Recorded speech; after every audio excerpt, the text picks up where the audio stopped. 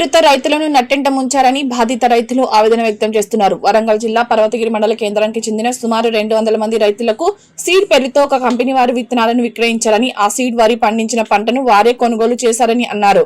7 నెలలుగా 200 మంది రైతులకు సంబంధించిన రూ. 1.30 కోట్లకు గాను రూ. 60 లక్షల వరకు చెల్లించారని, మిగతా రూ. 70 లక్షలు చెల్లించకుండా ఇబ్బందులకు గురి చేస్తున్నారని ఆవేదన వ్యక్తం చేశారు. ఇప్పటికైనా రైతులు సీడ్ కంపెనీ యాజమాన్యంపై తగిన చర్యలు తీసుకుని రైతులను ఆదుకోవాలని కోరారు. స్వామి ఆయన ఒప్పుకొని బండ్లు పంపించిండు. పైసలు 7 నెలల నుంచి పైసలు ఇస్తాడు. అడగకపోతే ఒక ఎస్సీ అమ్మాయిని 2 సార్లు చెప్తోని కొట్టిండు. ఇంతమందిలా పిటిషన్ ఇచ్చినాం.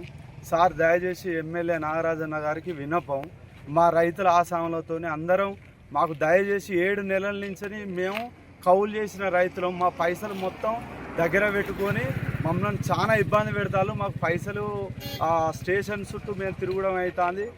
దయచేసి మాకు న్యాయం చేయండి సార్. వాళ్ళ పేరు కొలుగురు స్వామి, కొల్లూరు స్వామి, పైడిపల్లి చేరాలి.